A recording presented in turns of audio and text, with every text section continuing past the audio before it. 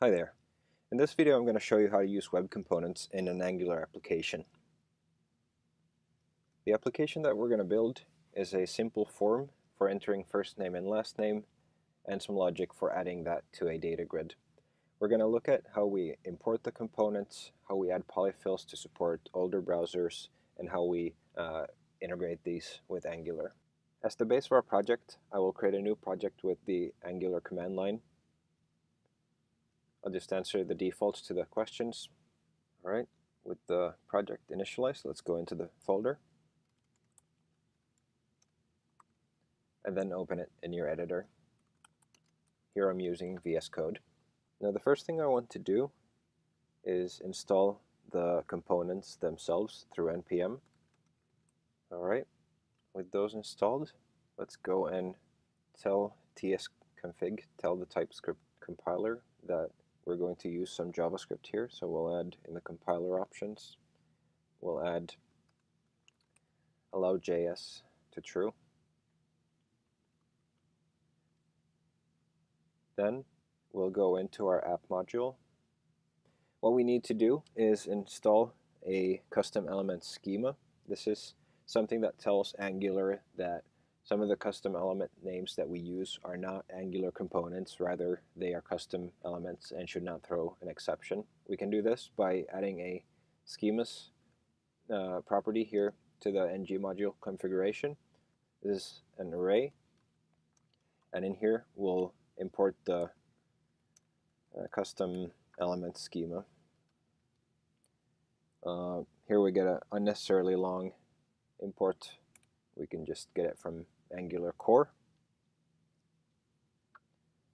In addition to that, while we're in here, I'm going to install or import the reactive forms module, because that's something that we will use in the form later on. It doesn't have anything to do with using custom elements or web components at all. Need to import that.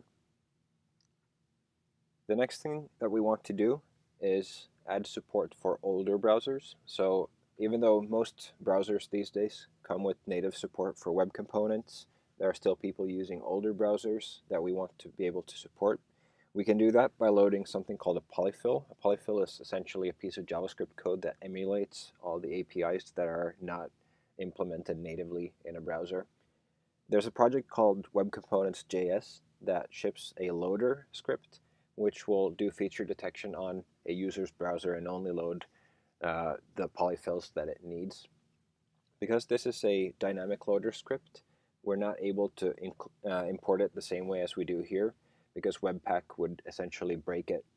So instead, what we will do is we'll copy it over to our distribution folder, and then we'll load it from our index file. So in order to copy it over, we will go into the Angular JSON file here, and in the assets array, we'll define what to copy. So first of all, we'll define a glob, which will be the pattern that we should copy. So all JS files. Input will be in the node modules folder, and then where we want to put this. And for this to work, we need to install this dependency. So open up a console. All right, close that. Oops, didn't mean to cut it out. All right, so this looks good. We will then go into our index file and use the loader. So what I'm doing here is I have a script tag for the web components loader script, and then optionally, based on feature detection, I'm loading a custom elements ES5 adapter, which is needed in case you're transpiling your code down to ES5 for older browsers as well. So we'll save that, and then we'll start up the server. You can do that with ng-serve. Okay, and then we'll go into the browser, refresh, and we should see that the application gets served.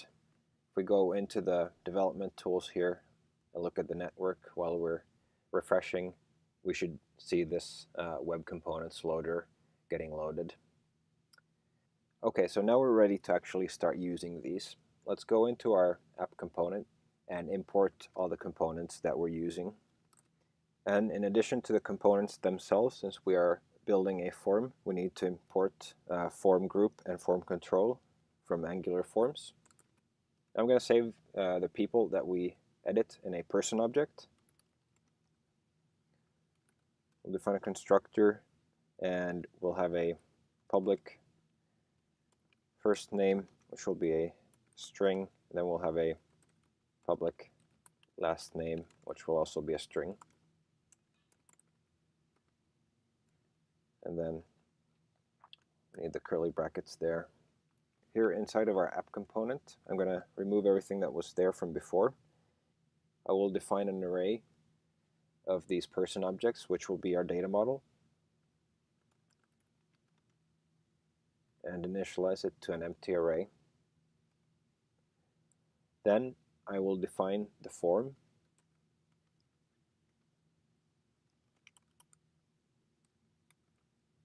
as a new form group.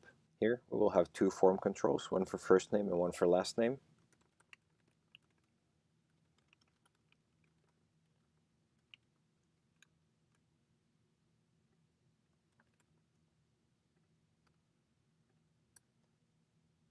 Like that.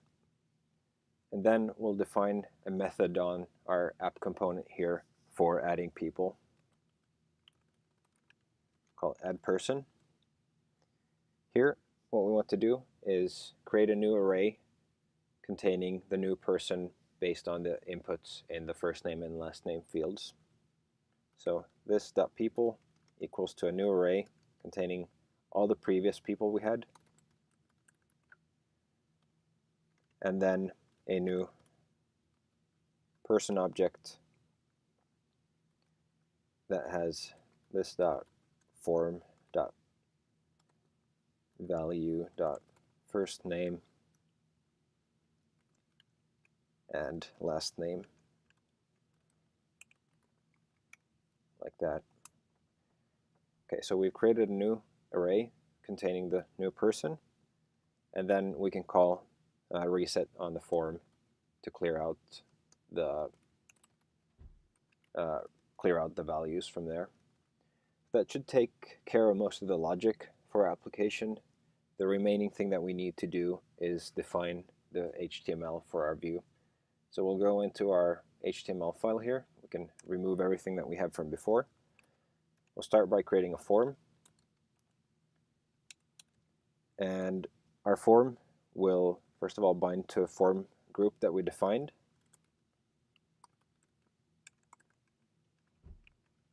Will be the form. And then we'll bind the ng submit event to the add person method.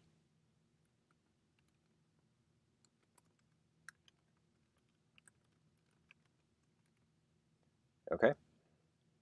Inside of this form, I will create the text fields and the button.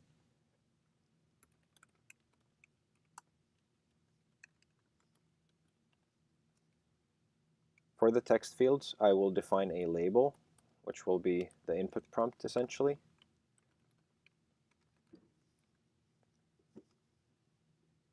I will also define the form control name, so which form control this should map to. Oops. So we'll define the form control name should be equal to first name. And then the only kind of specific thing about using web components in a form is that we need to tell Angular to use this text field just as a normal HTML input field. We can do that by defining ng default control on it. All right, and then we'll do the same thing for last name. And finally, add the button.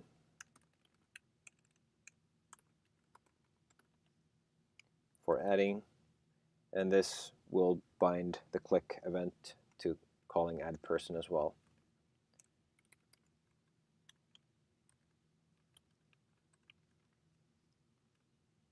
Okay, so that takes care of our form. The other part of our UI is the grid. the grid we will bind to that array of people that we defined. We do that by binding to the items property, like that. And then inside here, we define how the properties on these objects should map to our columns. So we can go back to our vaadin.com webpage here and copy over some of the example code. Put it right in here. The only difference here is that our path is not a nested path. Instead, we just used first name and last name, so we'll change that.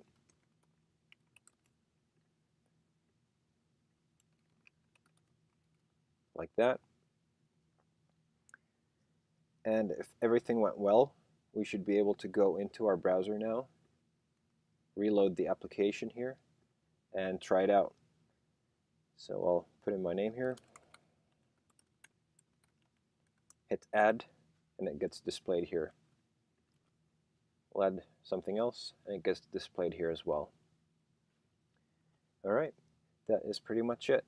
So you can see that you can use web components very much the same way as any other Angular components, just as long as you import them and then use them in your application. There are some specific cases like using custom elements inside of forms where you need to either define a ng default control if you're using a text input, or then you could use a library called origami, which makes it easier for you to bind to all kinds of different selects and radio button groups and things like that. In general, I recommend that you can use web components as the leaf nodes in your application, so kind of these reusable components. I wouldn't use web components to define views or any other kind of bigger composite components in your application. That's better left to whatever framework you're using, for instance Angular in our case here. All right, thanks for watching.